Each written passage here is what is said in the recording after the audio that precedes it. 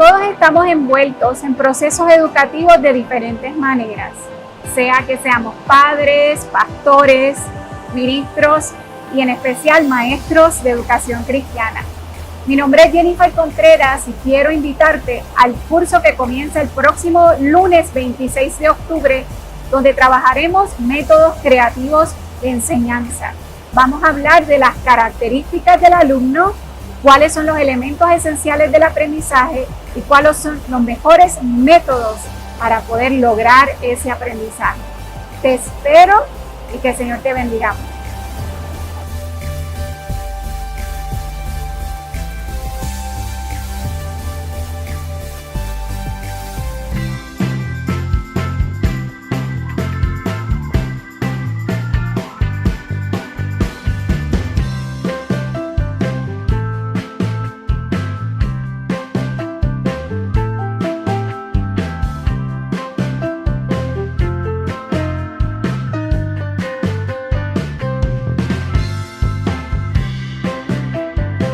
Bienvenidos y bienvenidas a su programa Respuestas a Preguntas que Incomodan. Muchísimas gracias por acompañarnos cada martes, por enviar sus preguntas y también por compartir esta transmisión con sus amigos y amigas. Yatensi, ¿cómo está? Muy bien, Yadesi, muerto de la risa. ¿Y por qué tanta risa, Yatensi?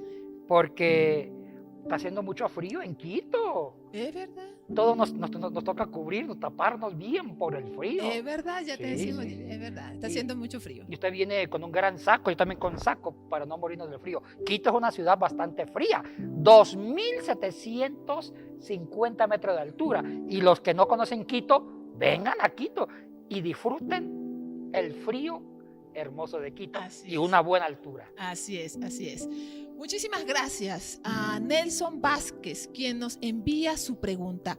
Jesús, ¿Dios o hijo? Esa es la pregunta que tenemos para el día de hoy, Yatensi. ¿Qué le parece esta pregunta? Oiga, ¿Dios o hijo?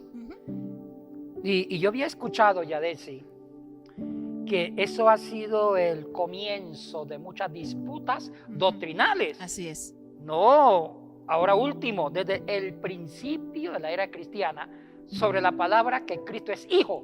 Y parece ya decir, si uno revisa la historia de las herejías, ahí empezaron las herejías, o una de ellas, sobre el título de hijo, que aparece en los evangelios. Cuando dice que Cristo es el hijo de Dios, o hijo de hombre, significa que no es Dios, porque al ser hijo, es creado. Es creado. Es creado, mas no es eterno, no sería eterno entonces juntamente con Dios. Bueno, aquí hay muchas corrientes de esta herejía al decir que al ser hijo nunca coexistió junto al Padre. Y ahí vino la famosa herejía de Arrio, del arrianismo, que es hacia el siglo 3 y 4. Y también hay una línea cristiana que se llama los testigos de Jehová.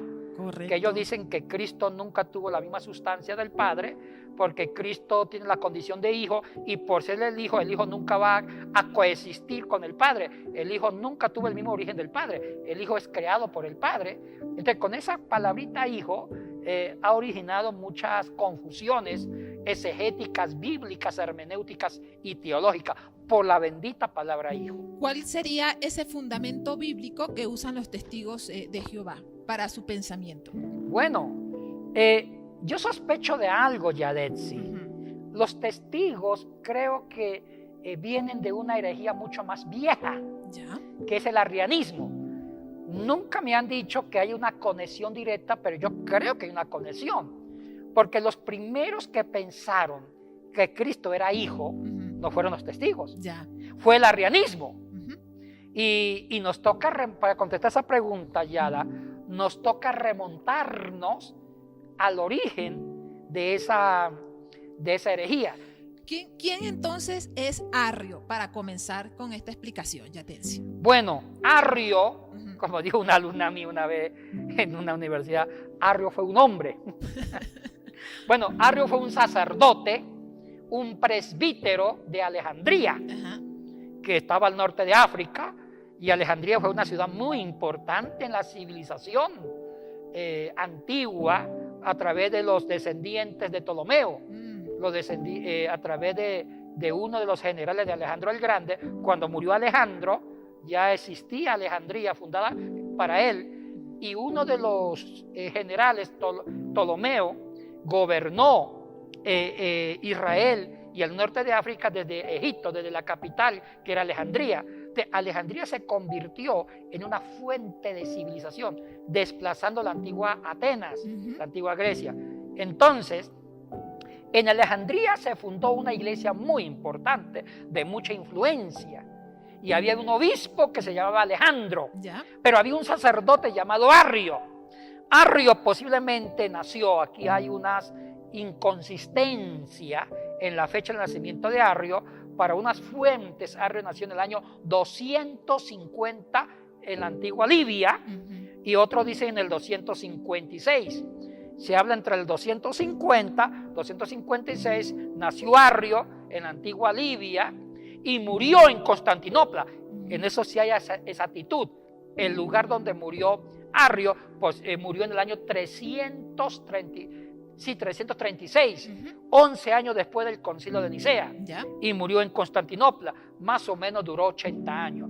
Ahora, ¿qué fue lo que propone Arrio?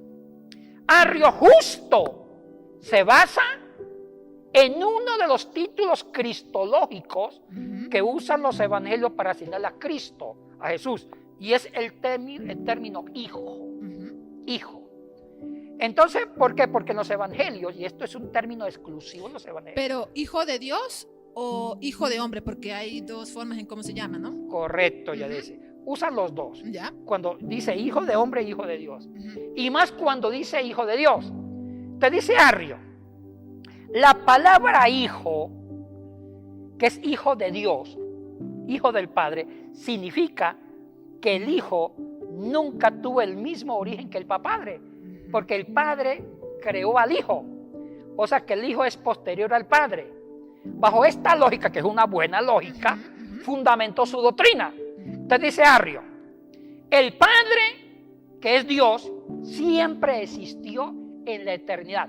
¿Qué significa eternidad? No tener principio, no tener fin. Pero llega un momento, dice Arrio, antes de que sucedieran, de que aparecieran el cosmos, el mundo, Dios decidió crear al Hijo. ¿Ya? El verbo, él lo llama el verbo, creó. Pero hace una diferencia entre el verbo, que es Jesús, y con el verbo, que es la palabra expresada por Dios, que es antes que el verbo encarnado. Te dice Arrio, Dios creó, fecundó a su Hijo. Ahí está Jesús. Antes de que aparecieran las cosas. O sea que el Hijo del Dios, que es Jesús, que es Cristo, es antes de la fundación del mundo. En conclusión, Jesús no tiene la misma sustancia que Dios, ni tampoco es consustancial, no comparte la misma sustancia.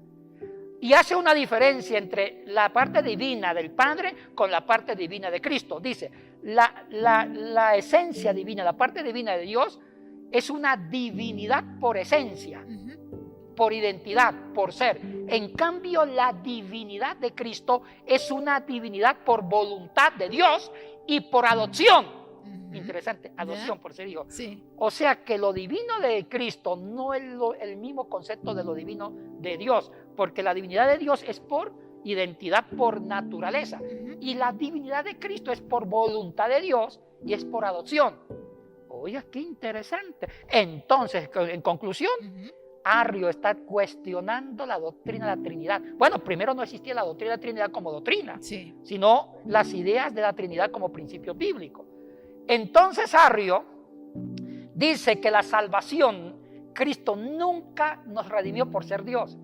Cristo nos salvó para que los hombres también sean pequeños dioses. ¿Ya? Oye, interesante la concepción de salvación para Arrio. Él dice, para la doctrina ortodoxa, la salvación es creado por Dios y todos somos salvos por el sacrificio de Dios. El sacrificio en la cruz de Dios en Cristo. Pero, dice Arrio, nosotros somos salvos no por la cruz, sino porque Cristo se convirtió en un hombre. Cristo era un hombre natural y Dios lo hizo hijo, y lo hizo Dios chiquito, y que nosotros tratemos de imitar la divinidad divinidad de Cristo. Si nosotros imitamos la divinidad de Cristo, entonces seremos salvos por imitación a lo divino. Y Arrio usa mucho la expresión cuando dice Pablo, ser imitadores de Cristo. Entonces, ¿y cómo lo interpreta Arrio? Que imitando la divinidad de Cristo somos salvos. En conclusión, Dios hizo a Cristo Hijo y Dios pequeño para que todos los hombres sigamos el modelo de Cristo y todos imitemos a Cristo para ser salvos bajo una divinidad por voluntad y por adopción. Ahora, ¿los seguidores de Arrio mantuvieron la misma postura o añadieron algunas otras cosas más? Se complicó ya, se complicó. ¿De qué forma se complicó? Porque el arrianismo tuvo fuerza en el norte de África. ¿Ya? Todo lo que es Alejandría, Tagaste, la tierra de Agustín, también en Hipona, todo el Cartago, todo el norte de África siguieron las ideas de Arrio, porque Arrio era un gran pensador. Correcto. Oiga, los herejes no son tontos, los herejes son pensadores, fuertes, claro. pero se apartan, discrepan con la ortodoxa, Así es. la ortodoxia. Entonces Arrio era un pensador fino y también carismático. ¿Ya? Tenía el don de gente, entonces se une su genialidad con su carisma y eso atrae muchos seguidores, muchos obispos lo siguieron a él y el obispo de Constantinopla y otros obispos siguieron a Arrio. Uno de ellos, el famoso Eusebio de Nicomedia, un gran obispo, siguió a Arrio y otros obispos. Entonces esto dividió la iglesia. Ya. Y Constantino se asustó porque una religión dividida divide también el imperio. Correcto. Entonces Constantino, que ya había oficializado el cristianismo como la religión del imperio, dijo, por favor, obligó que se reunieran en Nicea.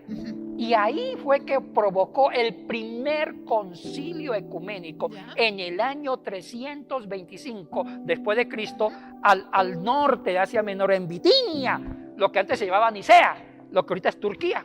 Entonces Constantino puso plata y le dijo a los obispos, miren, todos quiero, como diría un buen venezolano, que me resuelva ese chichón.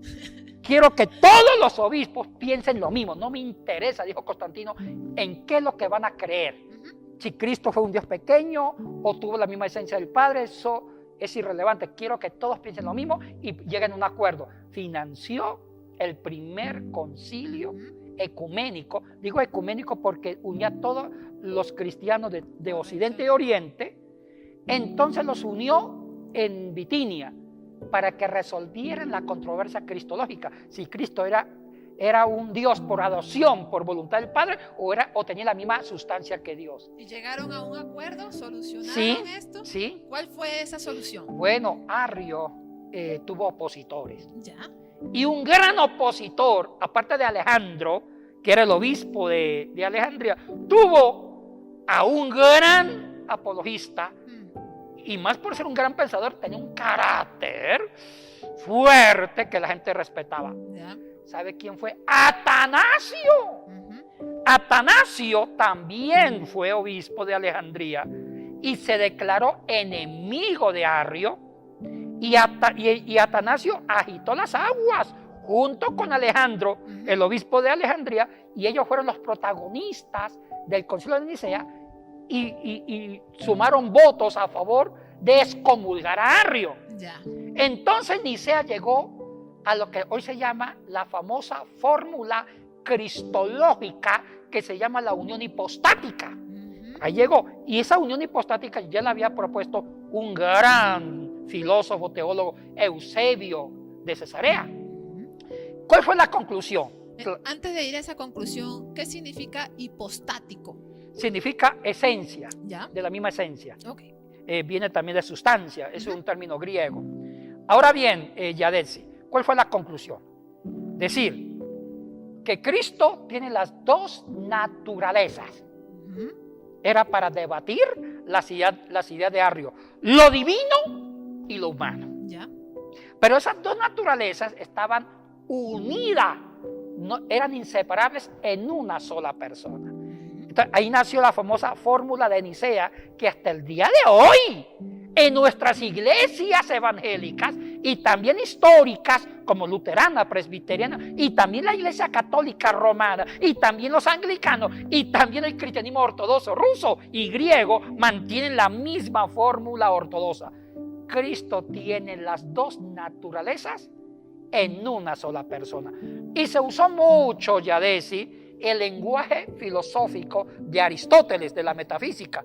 Y ahí entra la exquisitez del pensamiento filosófico. Es decir, que te lo voy a poner tan sencillo en un minuto.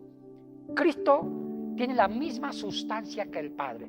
Ahí nació la palabra consustancia.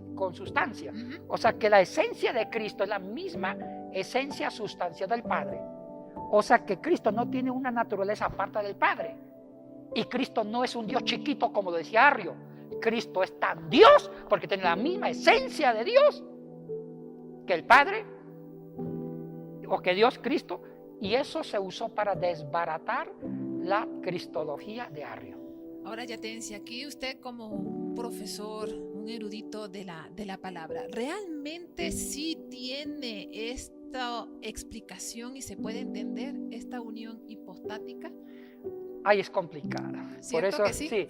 Por eso que para estudiar la teología cristiana, la teología de los concilios ecuménicos, comenzando con Nicea, Calcedonia, Éfeso, Cartago, Antioquía, Alejandría, etcétera, muchos de estos concilios para llegar a fórmulas doctrinales como la unión hipostática de Cristo, la doctrina de la Santísima Trinidad, se usó mucho el lenguaje filosófico de la metafísica de Aristóteles. El término de esencia, sustancia primera, accidente, todo eso. Y para manejar esos conceptos hay que tener una buena formación en la filosofía griega. Correcto. Entonces es un poco complejo, muy abstracto, ya decía. Ahora, además de Arrio, ¿hay algunos otros que también atacaron esta parte de lo divino y humano en Jesús? Sí. Entiendo que sí, que hay muchos. Sí, Arrio tuvo mucha acogida, lo excomulgaron de hecho. Y Eusebio de Nicomedia trató de convencer a Constantino que por favor le revocaran la excomunión. Sí se hizo, pero después de muerto. Ya quedó no excomulgado. Ahora, la ciudad de Arrio tuvo mucha fuerza en el norte de África, y es por eso que se fue tejiendo la teología que Cristo es un semidios, es un Dios chiquito, y que Cristo tiene una parte divina, pero no por esencia, por naturaleza, igual que la del Padre o Dios, sino una divinidad por adopción y por voluntad de Dios. Como también nosotros podemos tener algo de divino por voluntad, porque la salvación se da por imitar lo divino de Cristo. Interesante esto. Ahora, si se llegara a pensar en esto de la adopción, solo como una posibilidad, Yatensi, ¿en dónde sería adoptado y desde qué momento? ¿Cómo se explicaría eso? Bueno, Arrio da ciertas especulaciones que antes de la creación del mundo, ya Dios había adoptado a Cristo como su hijo. Por eso que la adopción fue antes de la creación, porque la creación lleva muchas características de la adopción a la imagen de Cristo, dice Arrio. Pero, y eso tuvo muchas consecuencias en la historia. En el día de hoy hay muchas secuelas de ese pensamiento, y uno de ellos es los testigos de Jehová. Los testigos de Jehová tienen un pensamiento un poco parecido a lo de Arrio, al arrianismo del siglo 3 y 4, decir que Cristo es hijo, mas no es Dios plenamente en todos sus poderes. Ahora, Yatensi, ya respondiendo la pregunta de Nelson, concretamente, Jesús, ¿Dios o hijo? ¿Qué dice Yatensi Bonilla? Bueno, ya no Arrio, sino Yatensi Bonilla. Yo me voy a la palabra. A ver, veamos qué dice la palabra, Yatensi. El texto griego, porque la Biblia, el Nuevo Testamento no se escribió en español, ni alemán, ni en inglés, correcto, sino en lengua, en varios dialectos griegos. En el texto griego me da luces espectaculares, Yatensi. En español hay un término para hijo, solamente uno, hijo. H-I-J-O, un término. En el griego hay dos. ¿Ya? Sí, señorita, dos términos. Los dos términos griegos se traduce por uno solo al español, hijo. ¿Cuáles son? El primero es teknon. El término teknon se refiere a hijo por fecundación. y se usa más en el tema de ser hijo cuando un papá lo fecundó. Hijo por fecundación. Un ejemplo, Andrés se casa con una tal Alicia Esther Ya. Rochín, Ya. y Andrés fecunda a un hijo. Entonces, en el griego se pone technon, ese niño, y él va a poner el nombre del maestro, Yatensi Andrés. Muy bien. Entonces, Yatensi Andrés es un technon, un hijo de Andrés. Eso es profético. Profético. O sea que la palabra technon es para decir cuando los papás hacen hijos. Ya. Y se usa más en el sentido de paternidad, ya sea por adopción. Correcto. O también se aplica el término technon cuando un hombre o una mujer adopta a un muchacho. También es un hijo. Por una adopción o por fecundación. Ya. Pero hay otro término, huios. El término huios no es un concepto de hijo por fecundación o por adopción, no, es por obediencia. Un ejemplo, voy a poner un ejemplo para entender huios. Supongamos que los dos seamos gemelos, gemelos o mellizos. Bueno. Ya. Gemelos mellizos. Nacimos, somos parecidos ya. Y nacimos en el mismo momento. Ya. ¿Quién es mayor? Bueno, supongamos que no Usted. No sabemos ya. Puede ser mayor por un segundo. Seguro. Pero yo decidí. Los dos tenemos los mismos derechos. Ya. Por ser, o pongamos gemelos idénticos. Hay gemelos idénticos que son idénticos en lo físico, en todo. Y resulta que uno de ellos le dice al hermano, Rogelio, yo, siendo gemelo idéntico, tengo los mismos derechos que usted. No soy ni mayor ni menor, igual que usted, pero igualito que usted, casi la misma naturaleza. Pero yo decido, porque yo lo quiero, someterme a usted. Yo me someto. Eso en el griego se llama huios. Ya. O sea que este muchacho decidió por voluntad propia, y por obediencia someterse a su hermano. Él lo decidió. Pero no fue primero ni menor que su hermano, no fue fecundado por nadie, sino que él le dijo, mire, usted es mi hermano igualito, somos gemelos, pero yo decido someterme a usted. Okay. Entonces, eso, el hecho de someterse por voluntad propia, desprenderse de su autoridad, de sus derechos, de ser igual que él, eso se llama en griego huios y se traduce al español como hijo. Qué interesante. Y aquí viene la explicación. La pregunta sería, Yadesi, ¿cómo se aplica a Jesús? Exactamente, Yadesi. Sí. La pregunta es, cuando se habla que Cristo es hijo de Dios o hijo de hombre, ¿cuál de los dos términos se usa? Buena pregunta. Cuando se refiere a los hombres que somos hijos de Dios, por lo general se usa technon. Cuando los hombres son hijos de Dios. ¿Por qué el technon es para los hombres? Porque los hombres sí fuimos fecundados por Dios. Correcto. Para ser salvos. Se usa technon, no todas las veces. Pero cuando se refiere a Cristo, que es hijo del Padre, se usa huios. O sea que Cristo es hijo del Padre porque Él decidió, Él resolvió, Él decidió con su voluntad libre de someterse al mismo Dios, al Padre, cuando Él tenía la misma sustancia esencial que el Padre, pero por un acto de amor, de obediencia, Él se desprende de esa autoridad, se rebaja más y se somete a Dios. Por eso es que se traduce como huios. Pero la condición de hijo de Dios no significa que fue creado por Dios, no, sino que Él decidió obedecer al Padre teniendo la misma sustancia y naturaleza que el Padre. Eso se usa huios. Y quiero ir a dos ilustraciones. Vayamos a Juan, en el texto griego, Juan capítulo 1, versículo 12. Adelante. Dice, Juan capítulo 1, versículo 12, dice, por los cuales también recibió a Él, dio en ellos autoridad de ser hijos de Dios. Oiga, en los que creen hacia el nombre de Él. La pregunta es, cuando dice, se refiere a los hombres, por los cuales a los que recibieron a Él, o sea, Cristo, dio en ellos la autoridad de ser hijos de Dios. ¿Cuál se usa? Aquí se usa en griego, techna teu. Techna es el plural de techno. Y se usa techna, quiere decir que los hombres son hijos de Dios, porque Dios sí los fecundó, les dio la salvación. Ya.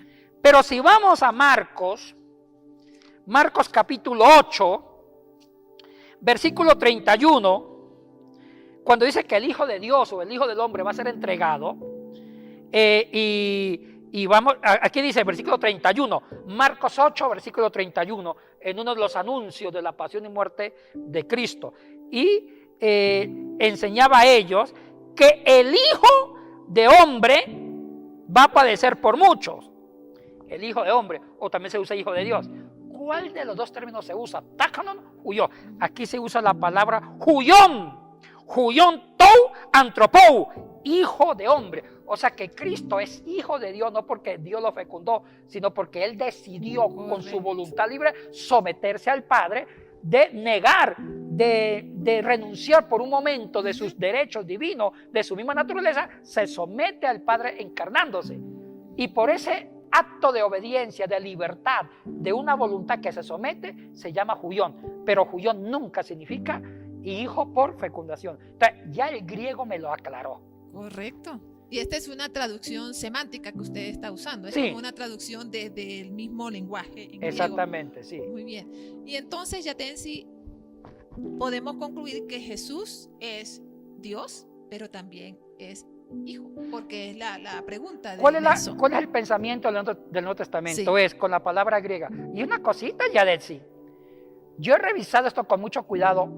La palabra que se usa para decir que Cristo es Hijo de Hombre o de Dios, siempre va a ser huyos. Siempre, Yadetsi. Nunca se ha usado tagno, nunca. No hay ninguna parte. En cambio, cuando se habla para los hombres que somos hijos de Dios, se usa mezclado. A veces se usa tengo, ¿no? Como Juan 1:12, o a veces huyos. Cuando se usa huyos para los hombres es para darle al hombre autoestima. ¿Sí? Un ejemplo, Yatensi, de eso, ¿cómo lo podríamos entender No, en nuestro hoy? lo podemos entender, pero no, se usa más tecno. Ok, Más tecna en neutro. ya. Bueno, no vamos a confundir aquí. Sí. Hay una explicación exegética porque a veces en el caso de las cartas, Paulina, y dos citas de los evangelios, se usa a los hombres como huyó. Pero eso tiene un contexto que no lo vamos aquí a enredar. El punto es, si resumimos qué significa hijo de Dios, en los evangelios, ¿qué significa? Que Cristo fue hijo, huyós, porque Él siendo coheredero, teniendo la misma naturaleza divina, se renunció a lo divino y se sometió a la voluntad del Padre, dependió de Él como un acto de amor a la humanidad. O sea que Cristo es hijo porque Él lo quiso así. Eso me lo aclara el término huyós. Muy bien, amigos y amigas, ustedes ya están escuchando toda esta explicación tan importante, relevante sobre Hijo de Dios exclusivamente. Y creo que Yatensi, para nuestra pastoral el día de hoy, ¿cómo entenderlo, cómo predicarlo, cómo enseñarlo? Si no todo el mundo tiene las herramientas, digamos, desde el griego para estas explicaciones. Dos cosas. ¿Ya? Estudien. Ahí tenemos el semisud. Y segundo, a mí esto me gusta. Cuando dice que Cristo, siendo huyós, hijo de Dios, no hijo porque el Padre lo hizo, como significa tejanon, y porque así lo opinaba Arrio, sino que Cristo, siendo de la misma sustancia de Dios, renunció a ser igual a Dios. Me gusta mucho la explicación de ese himno cristológico de Filipenses 2, versículos 5 al 11. Correcto. Permítanmelo repasar un poquito, Yadetsi. En el versículo 5, Pablo exhorta a la comunidad de Filipo que tengan el mismo sentir que tuvo Cristo. Así ¿Y cuál es. fue el sentir de Cristo? Así Dice es. Pablo, Él existiendo en naturaleza divina. Así es. No se aferró a su condición de Dios como cosa que aferrarse, sino que se despojó tomando condición humana. Ese acto libre de él, Cristo mismo, de despojarse, se convierte en hijo. O sea que el concepto de hijo de Cristo, el título de hijo, es un acto de amor. Así es. Dejó de ser Dios para ser humano y empatizar con nuestra miseria humana. O sea que Cristo es hijo por un acto de amor a nosotros. Oye, esto en la pastoral Precioso. ya de si nos aumenta Así nuestra autoestima que está quebrada con la pandemia al decir que Cristo sufrió. Correcto. Dejó de ser Dios para ser humano. Ujú. No porque Dios lo hizo hijo, no, Él mismo decidió, con la explicación técnica que acabo de dar. También nos serviría, Yatensi, para hacer una crítica el día de hoy, porque nosotros, siendo hombres y mujeres, a veces buscamos gloria, y el mismo Jesús, teniendo la gloria, se despoja de esa gloria para encarnarse en el dolor, en el sufrimiento, en la miseria humana, como usted dice. Y yo creo que ahí también sería una crítica el día de hoy, ¿no? Para aquellos que buscan adoración, que buscan pleitesía y que buscan también gloria. Totalmente de acuerdo. Ujú. Yo creo que esta pandemia, Yadesi, la pastoral, es volver a hacer una reflexión exegética bíblica de qué significa hijo de Dios. Así es. No porque Cristo no tenía de otra, porque Ujú. Dios lo hizo hijo, no, sino que Él mismo, conscientemente teniendo la misma autoridad que el Padre, Correcto. renunció a esa autoridad para ser hijo en Huyos, no en Tácanos. Ujú. Y eso nos dice mucho, someternos a nosotros mismos, someternos nuestro orgullo, porque todos tenemos mucho de Así orgullo, es, así de es. arrogancia, quebrar nuestro yo Así es. y ser hijos. Así es. Y ahí es donde podemos hacer mucho. Así es. Amigos y amigas, estamos llegando al final de nuestro programa. Muchísimas gracias, Yatensi. Usted siempre nos alienta con sus conocimientos, su sabiduría. Pero ahora queremos hacer un anuncio de uno de nuestros cursos en Semisud.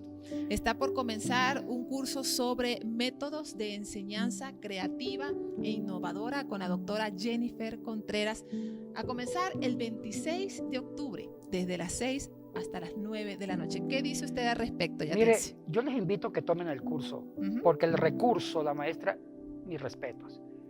Yo la respeto mucho. Ujú. Es una de las personas más preparadas en pedagogía, en didáctica y en contenido teológico. Tiene un doctorado en educación. Tiene un Sí. PhD, tiene un doctorado en Bayola, Ujú. en Estados Unidos, una gran universidad. Ella tiene yo la he escuchado muchas veces, tiene la habilidad de lo difícil de volverlo práctico y también de dar métodos prácticos es. de cómo ser grandes comunicadores. Ujú. Para ser un pastor, para ser un maestro, para ser un líder, hay que tener pedagogía Así es. para que lo que uno tiene en la cabeza se aterrice Así y darse a es. entender. Ella enseña métodos tan claros de cómo darse a entender. Los invito, tomen este curso que es genial. Muy bien, ustedes pueden escribir al correo que aparece en pantalla para mayor información. Que Dios les bendiga y nos vemos el próximo martes. Bendiciones, amigos y amigas. Chao.